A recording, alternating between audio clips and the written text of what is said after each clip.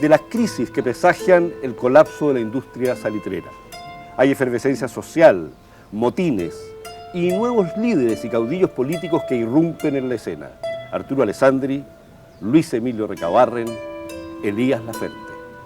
Y también están los anarquistas.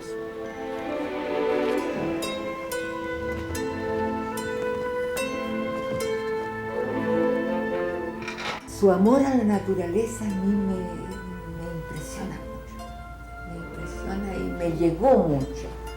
No me hizo crecer en ese sentido de poder mirar un árbol y ver lo hermoso que es un árbol, una flor, un pájaro, una cordillera como la nuestra. Eso a mí me gusta mucho. Mire, todos los trabajos, hasta los más atorrantes, se hacen con más facilidad si se aplica un método científico en su realización. ¿De qué se trata aquí? De pintar a la cal un muro descorchado. Bueno, como no es un trabajo fino y como lo pagan mal, hay que hacerlo pronto. ¿Cómo hacerlo pronto? Pintando lo más rápidamente posible. ¿Y cómo pintar lo más rápidamente posible? Aprovechando al máximo las facultades que se tienen. Fíjese bien. Abre usted las piernas. Todo lo que pueda. Así. Hasta sentir que se le van a rasgar los calzoncillos, si es que los tiene. Se agacha. Mete la brocha en el tarro. No más allá de los pelos. La saca. Pasa los pelos por el borde del tarro para evitar la chorreadura. Y empieza a pintar. Fue cuidador de un falucho en la bahía de Valparaíso, lo cual le dio tema para uno de sus libros, Lanchas en la Bahía. Y fue también corrector de pruebas, linotipista, que pasó a ser realmente una de sus profesiones más importantes. Y luego en algún momento trabajó en las prensas de la Universidad de Chile como linotipista, y más adelante llegó a ser el director de todo el trabajo que se hacía en esa imprenta, una imprenta que fue importante en su tiempo, y curiosamente con el pasar de los años llegó a transformarse en director de los Anales de la Universidad de Chile, que era la publicación académica más importante de aquel tiempo en el país. De oficio en oficio, Manuel Rojas recorre la zona central de Chile forjando nuevas amistades y abriéndose a nuevas influencias, especialmente la del anarquismo, a través de Domingo Gómez Rojas y José Santos González Vera, desde entonces su amigo inseparable. Pero lo más importante, por aquellos años Manuel Rojas comienza a escribir. En 1926 publica su volumen de cuentos Hombres del Sur y desde entonces su producción literaria no se detendrá hasta su muerte. Esta producción incluye, entre muchos otros, títulos como El delincuente, Tonada del transeúnte, La ciudad de los Césares, Lanchas en la bahía, El bonete maulino y publicada en 1951, por supuesto, su novela Hijo de ladrón. Hijo de ladrón podría haber sido en su composición una novela lineal como Lanchas en la bahía, o pudo haber sido como una colección de cuentos de hombres del sur. Es indudable que hacia el 49, cuando está escribiendo su novela Hijo de ladrón, él ya ha leído por lo menos 5 o 6 novelas de Faulkner en las traducciones hechas en Buenos Aires. O sea, dos historias que confluyen como la punta de rieles, ¿no? Son historias paralelas que se van encontrando a medida que tienen un elemento común.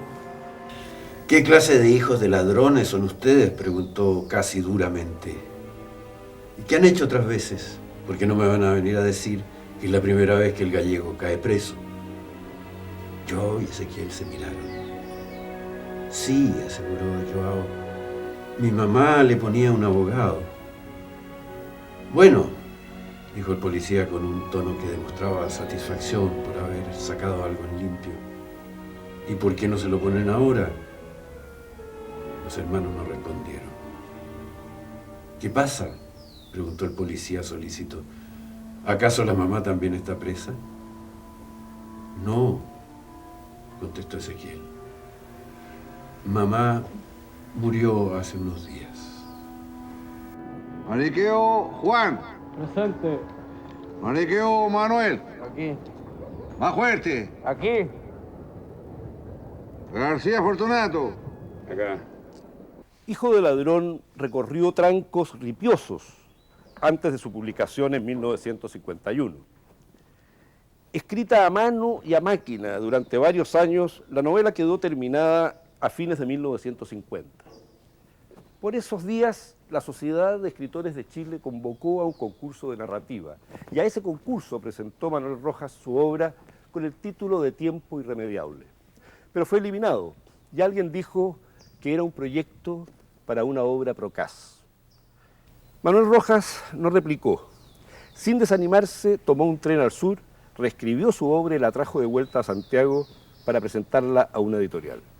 Pero fue rechazado nuevamente.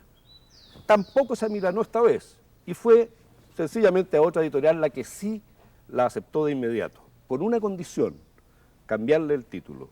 Nació así Hijo de Ladrón, novela que pronto sería traducida a numerosos idiomas y que provocaría polémicas entre los viejos y los nuevos escritores chilenos.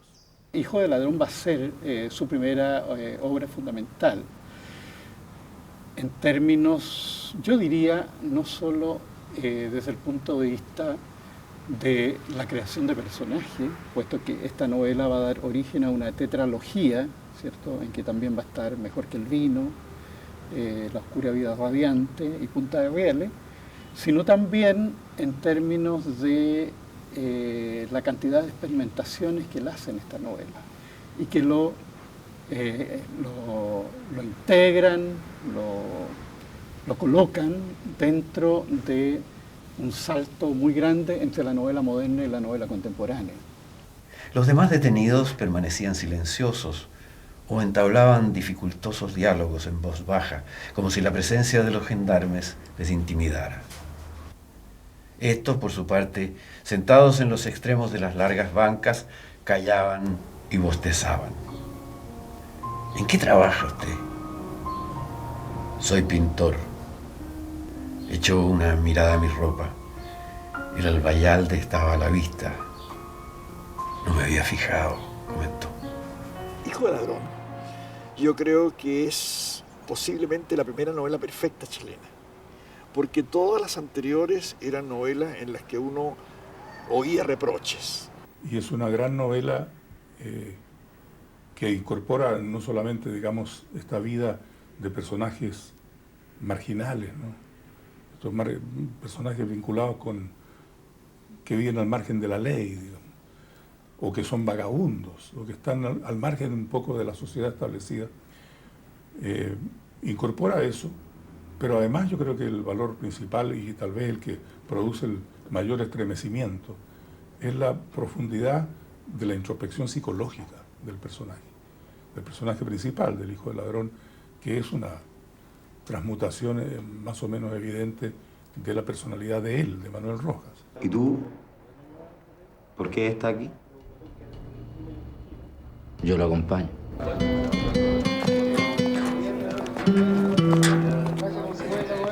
Hijo de Ladrón es una novela semi-autobiográfica donde Manuel Rojas expresa lo esencial de sus experiencias juveniles. Sus escenarios son Buenos Aires, la cordillera y sobre todo el puerto de Valparaíso, donde Aniceto Evia o Manuel Rojas es detenido y conoce al filósofo. En Hijo de Ladrón los estilos son muy variados, al igual que lo son los cambios en el tiempo. Pero resulta sorprendente la inserción del segmento llamado La herida, que al parecer corresponde a la filosofía de vida del autor.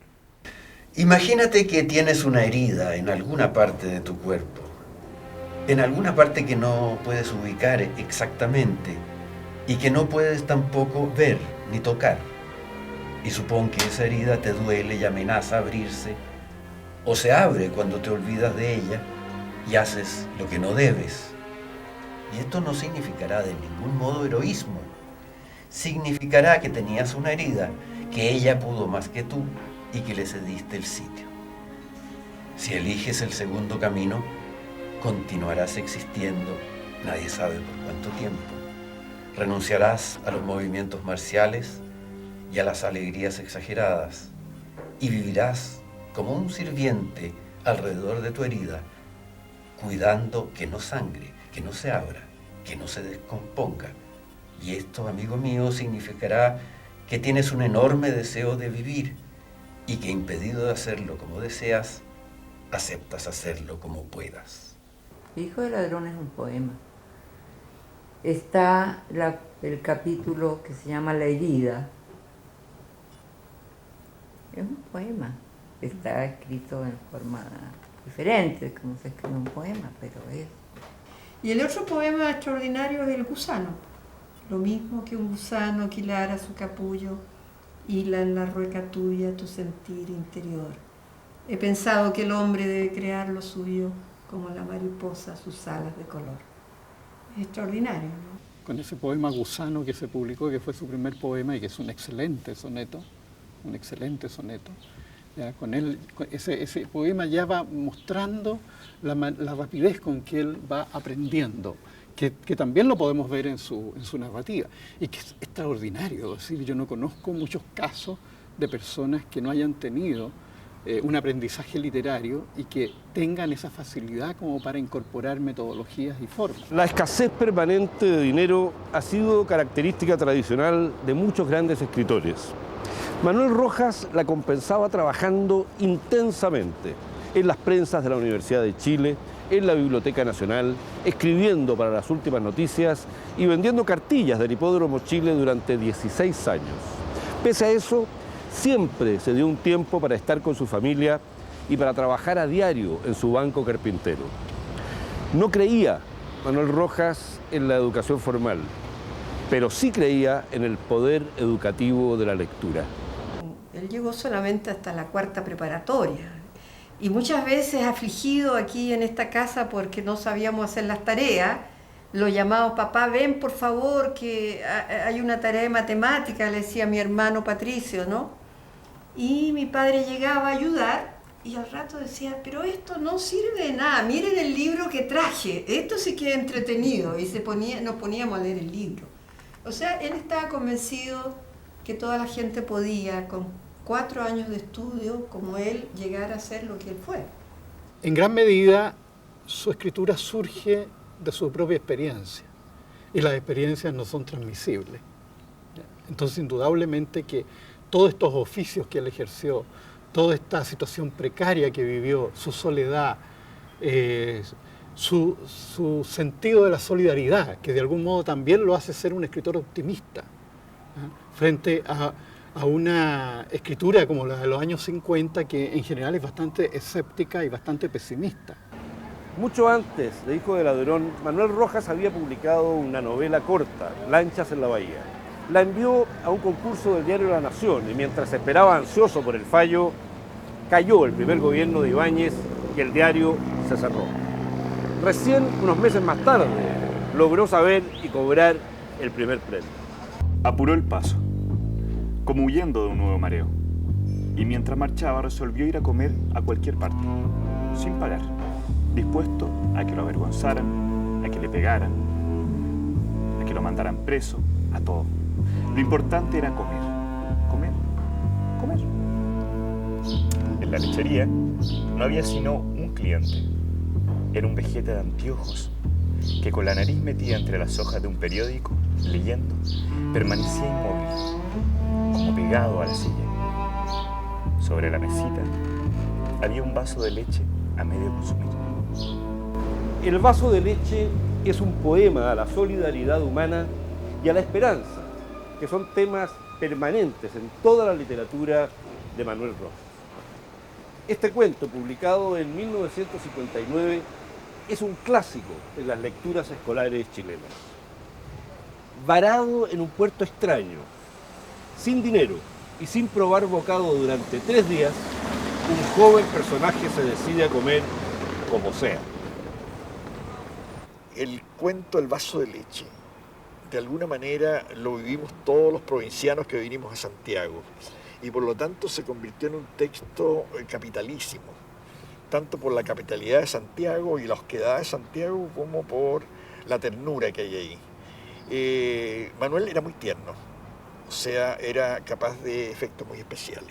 Inclinado estaba y llorando cuando sintió que una mano le acariciaba la cansada cabeza y una voz de mujer con un dulce acento español le decía: llore, hijo, llore.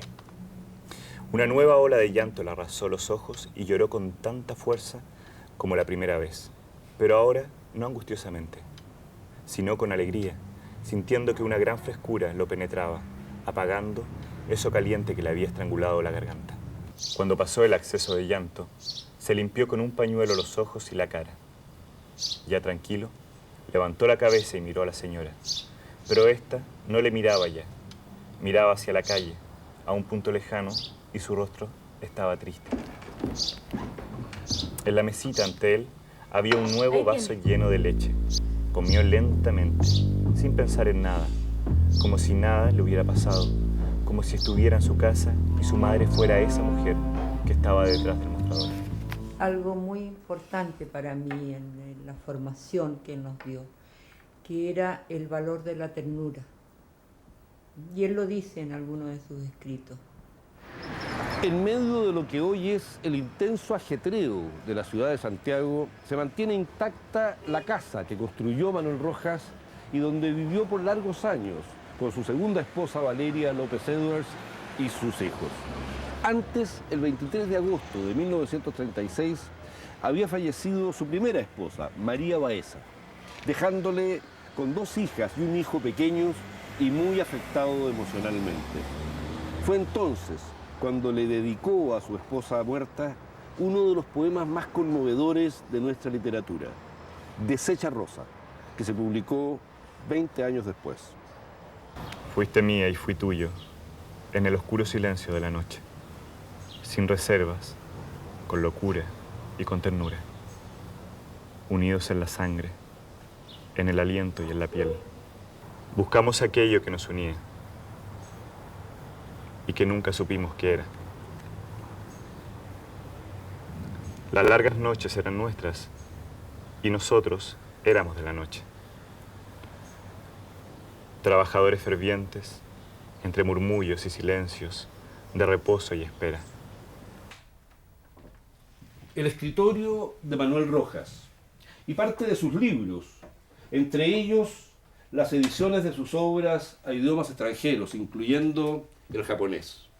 Aquí trabajó durante largos años Manuel Rojas, y es por eso que este lugar es tan rico y tan pleno de recuerdos suyos. Encontramos, por ejemplo, el sacapuntas, donde Manuel Rojas preparaba sus lápices todos los días para su trabajo de escritura. Y está también un testimonio extraordinario. Los 16 cuadernos de composición escolar que contienen la que es considerada la mejor novela de la literatura chilena, Hijo de Ladrón. Aquí está Hijo de Ladrón, escrita como siempre con letra manuscrita. Pero Manuel Rojas no está presente aquí solo a través de estos objetos y de estos testimonios literarios. Están también sus cenizas, conservadas aquí por su familia. Nunca quise que él supiera que tenía cáncer. No, nosotros 3 nos pusimos de acuerdo que no le íbamos a decir que tenía cáncer. Yo siempre le dije a mis hermanos, yo no lo vamos a dejar sufrir. Y la última inyección se despertó y me dijo, bueno, ¿y qué estamos esperando? Típico de él, que estamos esperando para ir a la cordillera, que estamos esperando. Me dijo, ¿qué estamos esperando? Y yo le dije, que te duermas, papá. Se durmió, definitivamente. ¿Cómo y por qué llegué hasta allí? Por los mismos motivos por los que he llegado a tantas partes. Es una historia larga y, lo que es peor, confusa. Creo que primero o después estuve preso. Nada importante, por supuesto. Asalto a una joyería cuya existencia y situación ignoraba e ignoro aún. Tuve, según parece, cómplices, a los que tampoco conocí y cuyos nombres o apodos supe tanto como ellos los míos. La única que supo algo fue la policía, aunque no con mucha seguridad.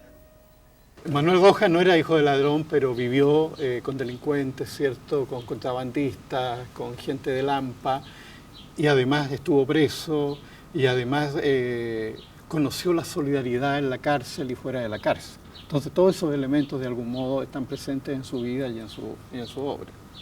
Desconfiado de políticos e ideologías, Manuel Rojas murió en 1973, poco antes de un golpe de Estado que arrasó con su familia y con los principios que inspiraron su vida. Pero lo que no murió, ni podría hacerlo, es su enseñanza más profunda. El ser humano no está condenado a un destino inexorable.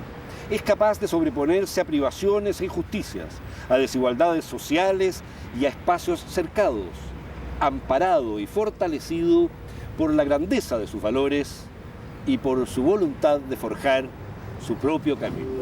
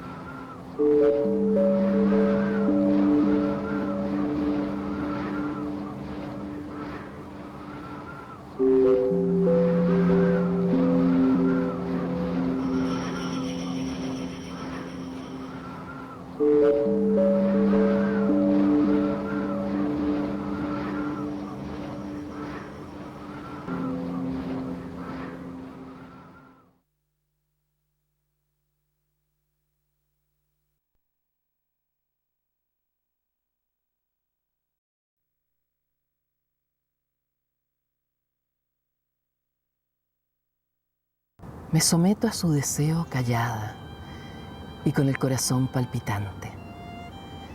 Una secreta aprensión me estremece cuando mis ropas refrenan la impaciencia de sus dedos.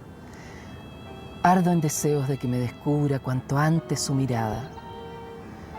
La belleza de mi cuerpo ansía por fin su parte de homenaje. Una vez desnuda, permanezco sentada al borde de la cama. Él se aparta y me contempla. Bajo su atenta mirada, echo la cabeza hacia atrás y este ademán me llena de íntimo bienestar. Anudo mis brazos tras la nuca, trenzo y destrenzo las piernas y cada gesto me trae consigo un placer intenso y completo, como si por fin tuviera una razón de ser mis brazos y mi cuello y mis piernas. Aunque este goce fuera la única finalidad del amor, me sentiría ya bien recompensada.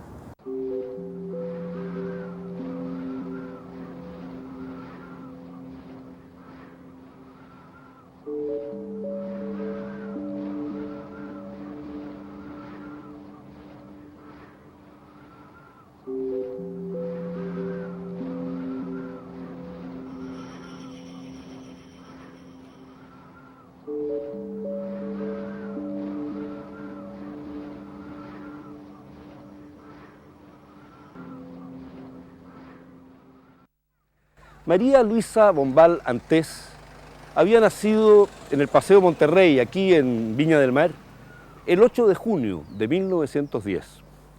Su bisabuelo, de apellido Precht, fue el primer cónsul de Alemania en Santiago. Por el lado de su madre provenía de alemanes de Valparaíso y tenía ancestros hugonotes, protestantes franceses que emigraron a Alsacia. Su madre le leyó siempre, desde chica, los cuentos de Andersen y de Grimm, traduciéndolos directamente del alemán.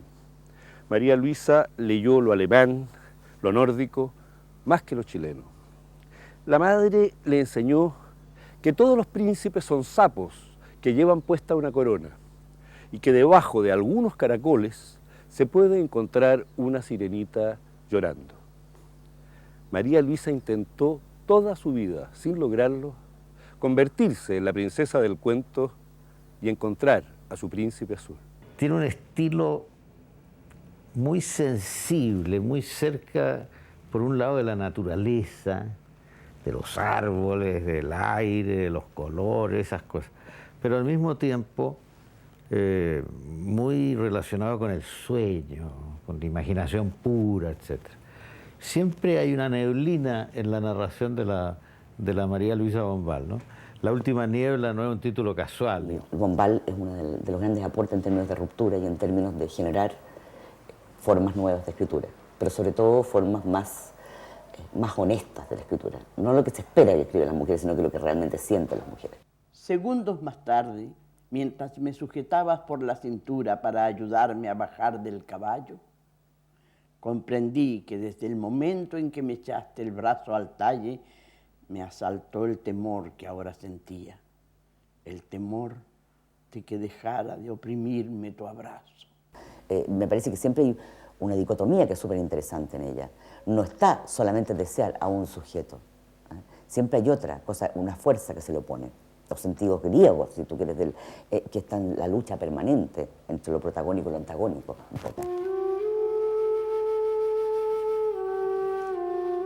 Al enviudar en 1919, su madre, Blanca Antés Precht, decidió instalarse en París con sus 3 hijas. Allí María Luisa terminó el colegio y entró a la Facultad de Letras de la Sorbonne. Al cabo de un tiempo, su madre y sus 2 hermanas regresaron a Chile y ella, sola en París, ingresó a escondidas a los cursos de arte dramático del Atelier. Pero la pillaron y eso, sumado a que era poco sistemática en sus estudios, llevó a su madre a ordenarle el regreso inmediato al país en abril de 1931. Era una mujer que vivía de pérdidas y esas pérdidas les recordaban algunas cosas que están en las novelas de ella. Caballos que desaparecen en la lluvia, caballos que se van cerca del río, bajan hondonada, caballos y trenzas. Siempre me dijo, no te olvides que mis personajes tienen trenzas porque las trenzas significan la muerte. Y la muerte debido a que el pelo sigue creciendo después de muerto. Fue una mañana, retrasada a causa de sus largos cabellos, desde el cuarto de baño consideraba a través de la puerta medio abierta el dormitorio en desorden, cuando Antonio entró inesperadamente de vuelta de la cacería. Creyéndose solo, mantenía el sombrero echado sobre la oreja y masticaba una ramita de boj. Segundos después, al acercarse al velador para depositar la cartuchera, su bota tropezó con una chinela de cuero azul. Y entonces, ella vio y nunca pudo olvidarlo, brutalmente, con rabia casi, la arrojó lejos de sí de un puntapié. Y en un segundo, en ese breve segundo, se produjo en ella el brusco despertar a una verdad. Verdad que llevó tal vez adentro desde mucho y esquivaba mirar de frente.